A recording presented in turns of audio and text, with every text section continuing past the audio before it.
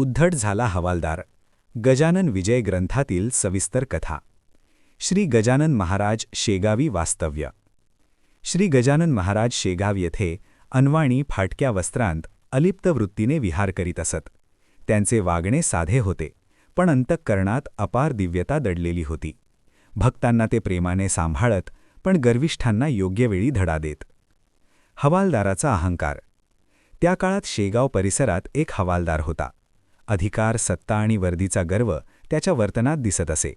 महाराजांना साध्या अवस्थेत पाहून त्याने त्यांना साधा भिकारी समजले. हे असे फाटक्या कपड्यातील लोक गावात का फिरतात, असा तुच्छ भाव त्याच्या मनात निर्माण झाला.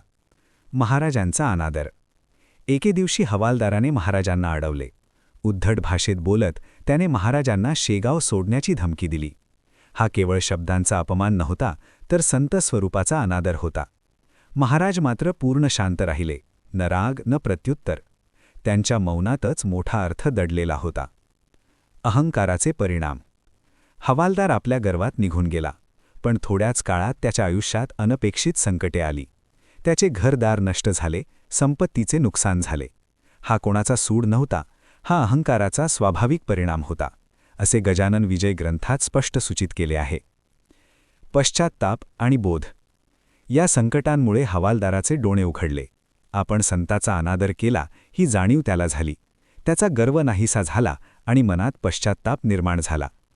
कथेचा रोख दंडावर नव्हे तर बोधावर आहे. अहंकार गेला की खरी शांती मिळते. कथेचा संदेश. संतांचे बाह्यरूप पाहून निर्णय करू नये.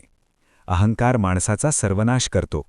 संत शांत असले तरी ते सामर्थ्यशाली असतात.